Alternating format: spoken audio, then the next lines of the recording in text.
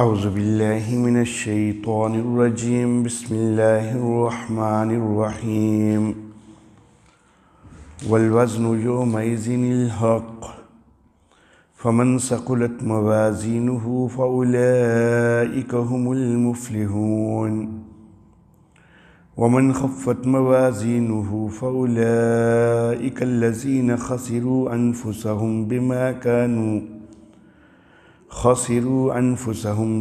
كانوا بآياتنا يظلمون وَلَقَدْ مَكَّنَّاكُمْ فِي الْأَرْضِ وَجَعَلْنَا لَكُمْ فِيهَا مَعَايِشَ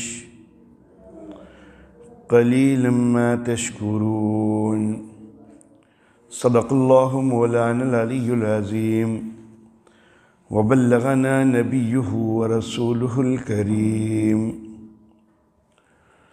والوزن یومئذ الحق، اور وزن اس دن حق ہے۔ فمن ثقلت موازینہ، تو جس کے تول بھاری ہوں گے، فاولئک هم المفلحون، تو وہ لوگ فلاح پانے والے ہوں گے۔ ومن خفت موازینہ، اور جس کے تول ہلکے ہوں گے،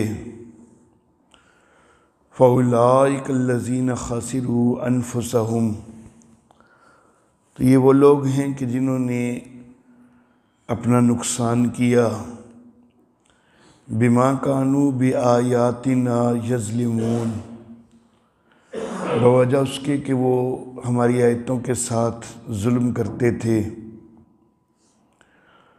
وَلَقَدْ مَكَّنَّاكُمْ فِي الْأَرْضِ، اور البتہ تحقیق ہم نے تم کو ٹھکانہ دیا زمین میں۔ وَجَعَلْنَا لَكُمْ فِيهَا مَعَايِشَ، اور ہم نے تمہارے لیے اس کے اندر روزیاں رکھ دیں۔ قَلِيلٌ مَا تَشْكُرُونَ، بہت تھوڑا تم شکر ادا کرتے ہو۔ محترم احباب، ان آیات مبارکہ میں اللہ رب العزت قیامت کے روز قائم ہونے والے ترازو کا ذکر فرما رہے ہیں۔ قرآن حکیم میں دوسرے مقام پہ اللہ رب العزت نے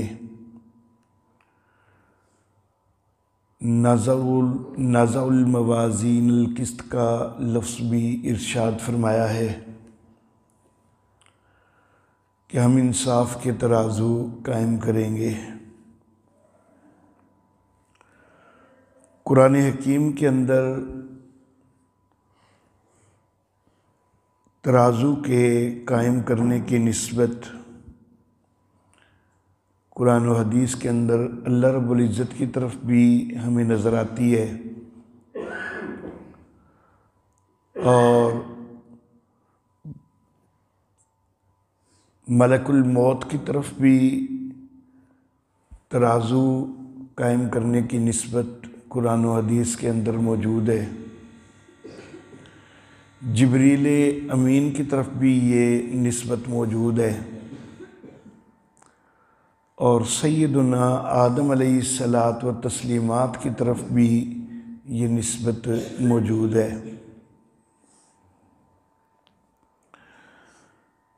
تو حکم جو ہے ترازو قائم کرنے کا وہ اللہ رب العزت کا ہے، اور اللہ رب العزت کا قانون سامنے کرنے والے وہ جبریل امین ہوں گے۔ انسانیت کو، اپنی نسل انسانی کو تول کے لیے پیش کرنے والے حضرت سیدنا آدم علیہ الصلاۃ والتسلیمات ہوں گے۔ تو اس لیے مختلف حیثیتوں سے نسبتیں مختلف بن گئی۔ یہاں پر اللہ رب العزت نے موازین کا لفظ استعمال فرمایا ہے، فمن ثقلت موازینہ، اور پھر آگے ومن خفت موازینہ۔ موازین جو ہے یہ جمع کا صیغہ ہے، اور جمع کا صیغہ جو ہے اس کا ظاہری تقاضا تو یہی ہوتا ہے کہ پھر چیزیں زیادہ ہونی چاہیے، تو ظاہری لفظوں کے تقاضا کے مطابق ترازو کئی ہوں گے، لیکن دوسری طرف بعض مفسرین و محدثین ان کی یہ رائے بھی نظر آتی ہے کہ ایک ہی ترازو قائم ہوگا۔ اب قرآن حکیم کے اندر جمع کا صیغہ استعمال ہوا موازین، اور محدثین مفسرین میں سے کئی سارے وہ واحد ذکر کر رہے ہیں کہ ایک ترازو قائم ہوگا۔ اب جو ہمارے عام ایک روش چل نکلی ہے فتویٰ بازی کی، تو فتویٰ باز علماء تو کفر کے فتوے لگا دیں گے کہ بھائی اللہ کے قرآن نے تو جمع کا صیغہ استعمال کیا ہے، تو یہ محدث یہ مفسر یہ کون ہوتا ہے واحد کہنے والا، ایک ترازو کہنے والا۔ تو دور حاضر میں انتہائی افسوس ہے کہ یہ بڑی غلط روش فتویٰ بازی کی چل نکلی ہوئی ہے۔ علم کی اپنے اندر کمی ہوتی ہے، معلومات خود کو کوئی نہیں ہوتی، اور فتوے پہ فتویٰ لگائے جاتے ہیں۔ اللہ رب العزت ہمیں یہ بلا وجہ کے فتووں سے باز رہنے کی توفیق عطا فرمائے۔ جہاں پر فتویٰ واقعی بنتا ہو، واقعی لگتا ہو، وہاں پر تو لگانا چاہیے، لیکن بلا وجہ کی فتویٰ بازی جو ہے یہ درست نہیں ہے۔ مثال کے طور پر قرآن حکیم نے ارشاد فرمایا کہ قل یا ایھا الکافرون، اب اللہ رب العزت نے خود الکافرون کہا ہے، تو اب میں اس کا ترجمہ یہ تو نہیں کر سکتا کہ اے ایمان والو، اب اس میں تو اللہ نے خود فتویٰ لگایا ہے کہ اے کافرو، تو وہاں پر تو کافری ہے۔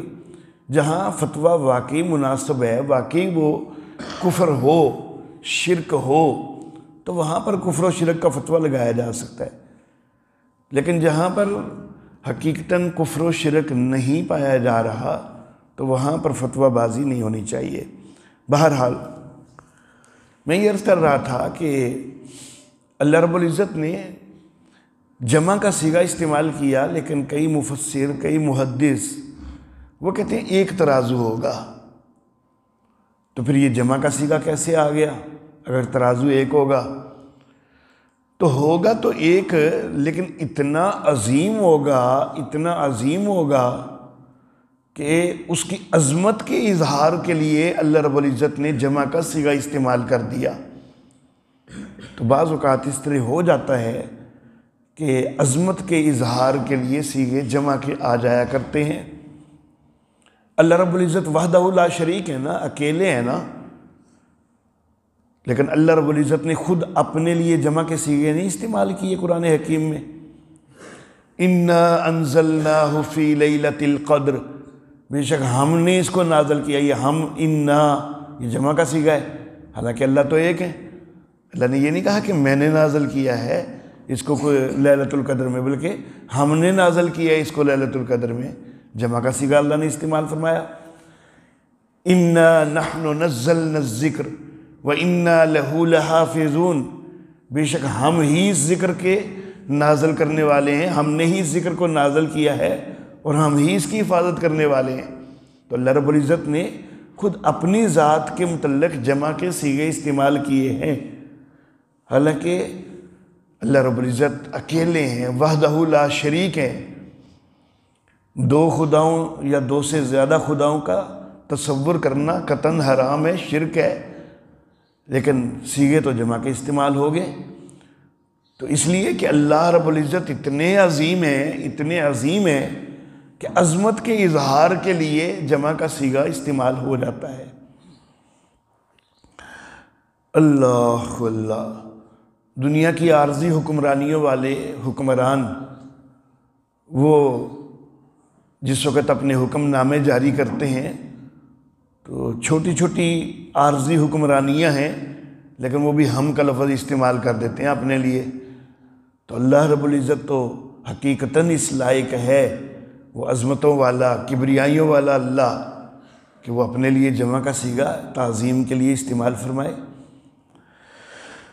تو ترازو بعض کا خیال یہ ہے کہ ایک ہوگا، اور لیکن اس کی عظمت کی وجہ سے اللہ رب العزت نے جمع کا صیغہ استعمال فرما دیا۔ لیکن دوسری طرف دوسری رائے بھی موجود ہے کہ ترازو کئی ہوں گے، جس طرح قرآن حکیم کے ظاہری لفظوں سے معلوم ہو رہا ہے کہ ترازو زیادہ ہوں گے۔ اب یہ زیادہ ترازو ہونا کہ جن کے اندر اعمال کے وزن ہوں گے، اس کی بھی پھر آگے مختلف صورتیں ہو سکتی ہیں۔ یہ صورت بھی ہو سکتی ہے کہ ہر قسم کے اعمال کے لیے الگ الگ قسم کے ترازو ہوں۔ دنیا کے اندر بھی اس کی مثال ہمیں ملتی ہے۔ دنیا کے اندر کئی قسم کے ترازو ہوتے ہیں نا ہمارے پاس۔ ایک ترازو وہ گندم کی بوریاں تول رہا ہے، اور ایک ترازو سونا تول رہا ہے۔ اب سونے کا وزن کیا آپ وہ گندم کی بوریاں تولنے والے میں کریں گے؟ اس میں نہیں کریں گے۔ سونے کی ایک اور حیثیت ہے، گندم کی ایک اور حیثیت ہے۔ تو جو گندم والا ترازو ہے اس کے اندر سونے کا وزن نہیں کیا جائے گا۔ اور دور حاضر میں ترازو اور نوعیت کے بھی موجود ہیں۔ درجہ حرارت کو ماپنے کے لیے تھرمامیٹر ہے۔ اب آپ کے درجہ حرارت کو آپ سونے والے ترازو میں بھی رکھ کے ماپ سکتے ہیں؟ نہیں۔ تو تھرمامیٹر بھی ایک ترازو ہے، ایک قسم کا ترازو ہے، وہ بھی ایک تول کر رہا ہے کہ اس وقت کتنا ہی حرارت ہے۔ تو ہر چیز کی جو نوعیت ہوتی ہے اس کے لحاظ سے ترازو مختلف ہو جاتے ہیں۔ تو یہ بھی ممکن ہے کہ اعمال کی نوعیت کے مختلف ہونے کے ساتھ ترازو مختلف ہو جائیں۔ نمازوں کے لیے ایک ترازو ہو گیا، روزوں کے لیے ایک ترازو ہو گیا، زکوٰۃ کے لیے ایک ترازو ہو گیا، ہر عمل کے لیے الگ ترازو ہو جائے۔ اللہ اس پر بھی قادر ہیں۔ اور یہ بھی امکان ہے، یہ بھی ہو سکتا ہے کہ اللہ کہ افراد کے لیے ہر فرد کے لیے اللہ الگ ترازو قائم کر دے۔ تیرے لیے یہ ترازو ہے، تیرے اعمال اس میں تولے جائیں گے، تیرے لیے یہ ترازو ہے، تیرے اعمال اس میں تولے جائیں گے۔ ہر انسان کے لیے بھی اگر اللہ رب العزت الگ ترازو قائم کر دیتے ہیں، اللہ تو اس پر بھی قادر ہیں۔ اللہ کے لیے تو کوئی مشکل نہیں ہے۔ اللہ تو ترازو ایک بھی ہو سکتا ہے اور زیادہ بھی ہو سکتے ہیں۔ پھر زیادہ مختلف اعمال کے لحاظ سے بھی اور افراد کے لحاظ سے بھی زیادہ ہو سکتے ہیں۔ اللہ پھر ترازو کے اندر اعمال تولے جانے ہیں۔ معتزلہ ایک فرقہ گزرا ہے، وہ جو ہے وہ میزان اس کا منکر تھا۔ وہ کہتے تھے کہ اعمال کا وزن ہو ہی نہیں سکتا۔ وہ کہتے ہیں یہ عقل کے خلاف ہے، کس طرح اعمال کا وزن ہوگا؟ تو جو چیز عقل کے خلاف ہوتی تھی معتزلہ اس کو رد کر دیتے تھے۔ اللہ لیکن اہل السنت والجماعت کا اجماعی عقیدہ ہے کہ وزن ہونے ہی ہونے ہیں، اور اللہ رب العزت نے یہاں پر یہ ارشاد فرمایا کہ والوزن یومئذ الحق، اس دن وزن تو حق ہے، وہ ہو کے رہنا ہے۔ پھر کئیوں کے وزن بھاری ہوں گے، کئیوں کے وزن ہلکے ہوں گے۔ جن کے وزن بھاری ہوں گے تو وہ کامیاب ہوں گے، جن کے وزن ہلکے ہوں گے تو یہ وہ لوگ ہیں کہ جنہوں نے خود اپنا نقصان کیا ہے۔ اللہ رب العزت نے فرمایا کہ خسروا انفسہم، انہوں نے خود اپنا نقصان کیا ہے۔ ہم کوئی وہاں پر جو ہے وہ ان کے ترازو ہلکے نہیں کریں گے، ان کے وزن ہلکے نہیں کریں گے، ان کے اپنے اعمال کی وجہ سے ان کے ترازو ہلکے ہوں گے، انہوں نے اپنا نقصان خود کیا ہوا ہے۔ اللہ اللہ۔ پھر وزن کی کیفیت کیا ہوگی؟ تو اس کے لیے بھی مختلف انداز ہو سکتے ہیں، اور قرآن و حدیث کے اندر مختلف اشارات وہ ملتے ہیں مختلف انداز ہونے پر۔ وزن کی کیفیت یہ بھی ہو سکتی ہے کہ جن دفتروں کے اندر اعمال لکھے گئے ہیں، یا یوں کہہ لیں کہ جو اعمال نامے ہیں، ان کو تولا جائے، یہ بھی ہو سکتی ہے صورت۔ اور یہ بھی ہو سکتی ہے کہ جو خود اعمال ہیں ان کو مجسم بنا دیا جائے، ان کو جسم دے دیے جائیں، اور وہ جسم اعمال کو جسم بنا کر ان کے جسم تولے جائیں۔ اور یہ بھی ہو سکتا ہے کہ جو اعمال کرنے والے لوگ ہیں، لوگوں کو تولا جائے۔ اور میرا اللہ اس پر بھی قادر ہے کہ نہ وہ دفتروں کی شکل میں، نہ وہ اعمال کو مجسم کرنے کی شکل میں، اور نہ ہی افراد کی شکل میں، بلکہ خود آراز کے طور پر ہی اعمال کا اللہ وزن فرمانے پر بھی قادر ہیں۔ اللہ اللہ۔ حدیث مبارکہ میں ایک چیز ملتی ہے کہ ایک آدمی، اس کے ترازو میں، اس کے گناہوں کے پلڑے میں کئی دفتر رکھے جائیں گے، دل میں وہ شرمندہ ہو رہا ہوگا کہ میرا تو گناہوں کا پلڑا بہت بھاری ہو گیا، اور نیکیاں تو ہیں ہی کوئی نہیں میرے پاس۔ اللہ اللہ۔ وہ پریشان ہو رہا ہوگا، شرمندہ ہو رہا ہوگا، اور کہہ رہا ہوگا کہ میں تو ناکام ہو گیا۔ لیکن پھر اللہ رب العزت فرشتوں کو حکم دے گے کہ اس کی نیکیاں لے کے آؤ، تو فرشتے ایک چھوٹی سی پرچی لے کے آ رہے ہوں گے۔ اب وہ چھوٹی سی پرچی لے کے آئیں گے، اور نیکیوں والے پلڑے میں اس کو رکھا جائے گا، تو چھوٹی سی نیکی کے ساتھ ہی وہ پلڑا بھاری ہو جائے گا، اور جہاں پر اعمال کے کئی دفتر برائیوں کے پڑے ہوئے ہیں، وہ پلڑا ہلکا ہو جائے گا۔ تو یہاں پر اعمال ناموں کے تولنے کا اس حدیث مبارکہ کے اندر اشارہ موجود ہے کہ یہ بھی شکل ہو سکتی ہے کہ اعمال نامے تولے جائیں۔ آگے جو تولا جانا ہے نا، تو اس میں بظاہر دکھنے میں اعمال چھوٹے بھی نظر آتے ہوں، اعمال کے دفتر تھوڑے نظر آتے ہوں، لیکن جتنا انسان کا خلوص زیادہ ہوتا ہے، اتنے اعمال بھاری ہوتے جاتے ہیں، اتنا وزن اعمال کا بڑھتا جاتا ہے۔ اللہ اللہ۔ اعمال جو ترازو میں تولے جانے ہیں، ان کے اندر دو چیزیں ہونا ضروری ہیں۔ دو چیزیں ہوں گی تو پھر ان کا وزن ہوگا، ایک صدق اور دوسرا خلوص۔ صدق سے مراد یہ ہے کہ کام جو ہیں وہ شریعت کے مطابق ہونے چاہیے، قرآن و حدیث کے مطابق ہونے چاہیے، وہ واقعی اعمال سچے ہونے چاہیے، وہ واقعی سچی نیکیاں ہونی چاہیے۔ تو صدق ہوگا تو پھر وزن ہوگا۔ اگر صدق نہیں ہے، دکھنے میں کتنا ہی اعلیٰ کام کیوں نہیں، لیکن اگر اس کے اوپر اللہ اور اللہ کے نبی صلی اللہ علیہ وسلم کی تصدیق کی مہر نہیں ہے نا، تو پھر اس کی کوئی حیثیت نہیں ہے۔ اللہ اللہ۔ تصدیق کی مہر ہو شریعت کی کہ واقعی وہ کام شریعت کے مطابق ہے، تو پھر وہ قابل قبول ہے، پھر اس کا وزن ہوگا۔ اور پھر دوسری چیز ہے کہ خلوص، اگر دکھلاوے کے لیے ہے، ریاکاری کے لیے ہے، بظاہر بہت بڑا عمل ہی کیوں نہیں ہے، لیکن اگر دکھلاوے کے لیے ہے نا، تو اس کا کوئی ایک رتی برابر وزن بھی کوئی نہیں، کچھ وزن بھی اس کا کوئی نہیں۔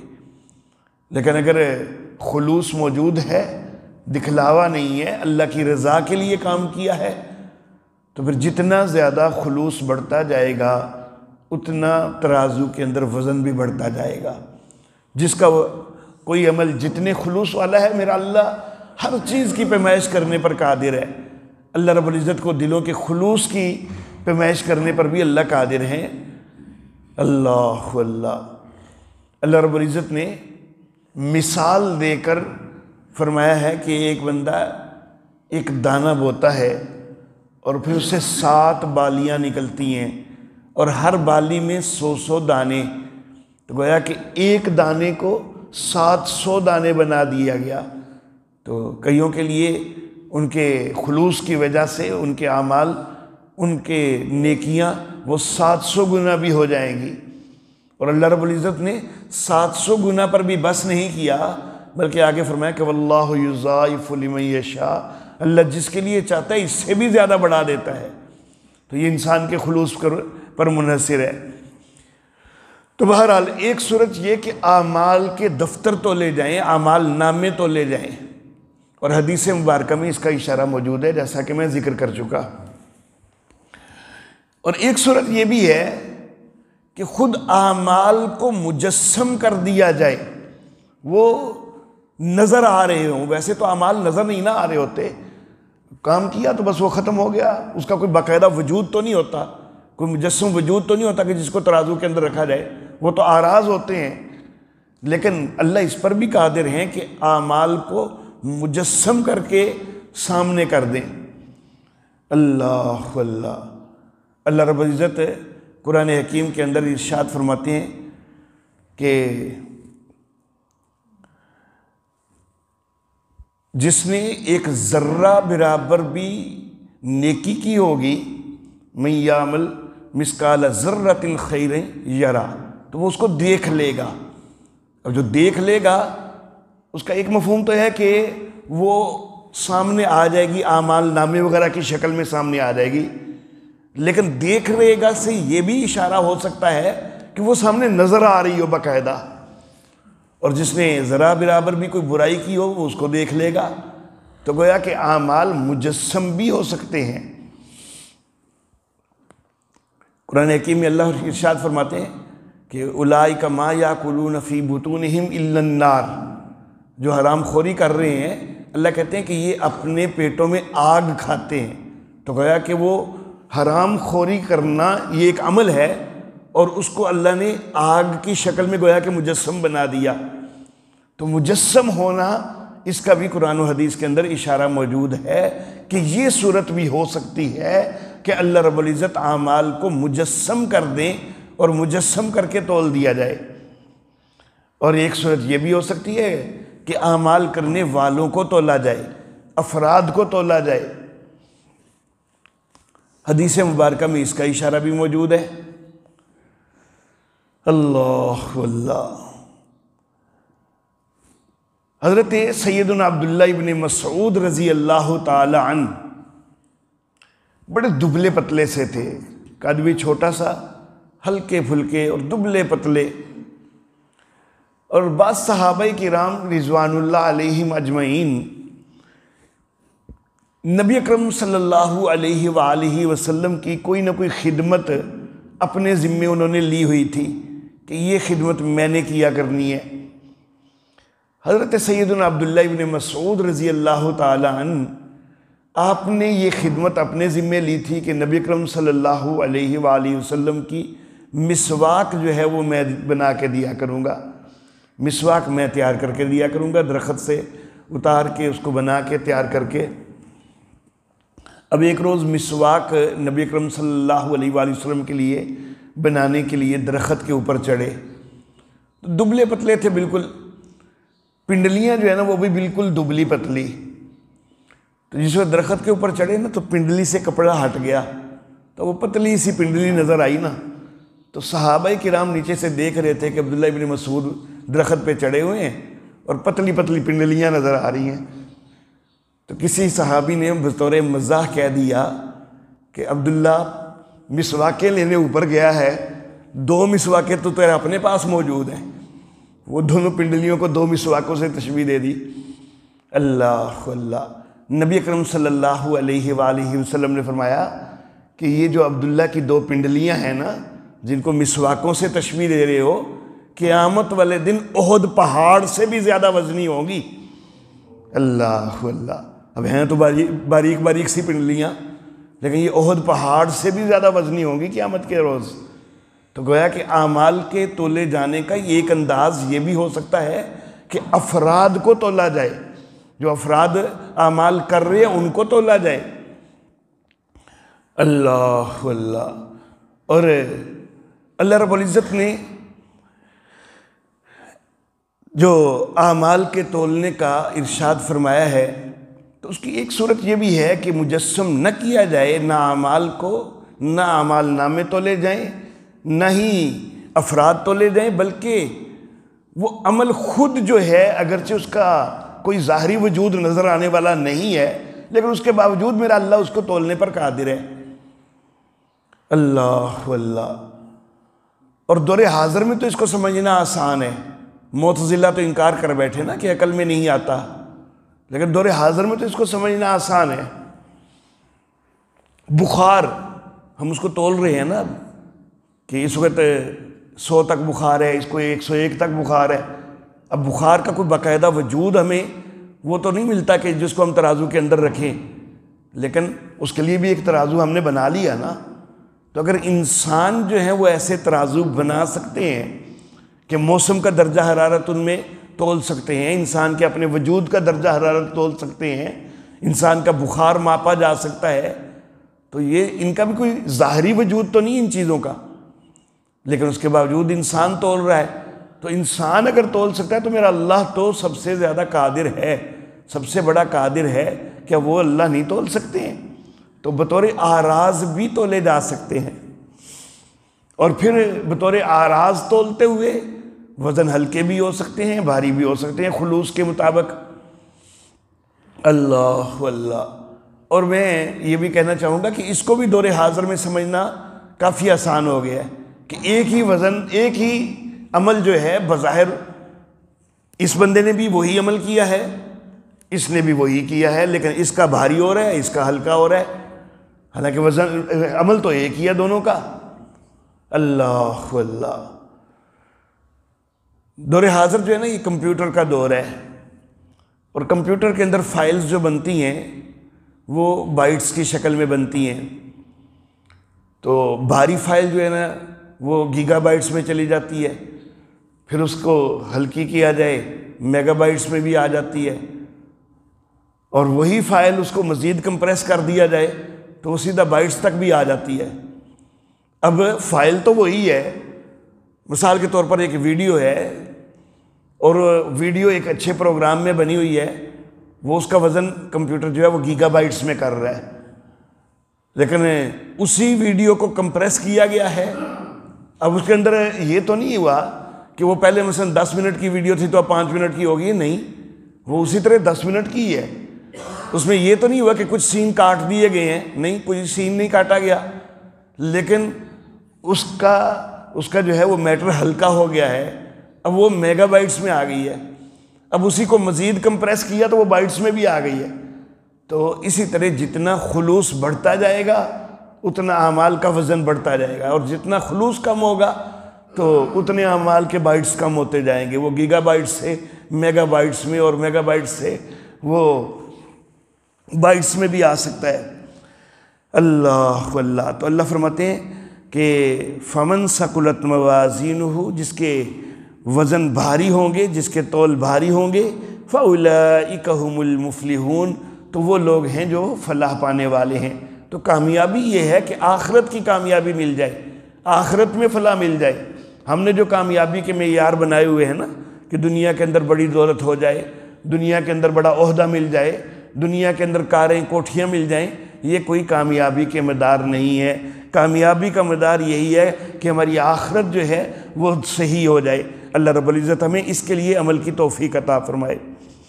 ومن خفت موازینہ، اور جس کے تول ہلکے ہوں گے، فاولئک الذین خسروا انفسہم، تو یہ وہ لوگ ہیں کہ جنہوں نے خود اپنا نقصان کیا ہے، بما کانوا بآیاتنا یظلمون، بوجہ اس کے کہ یہ ہماری آیتوں کے ساتھ ظلم کیا کرتے تھے۔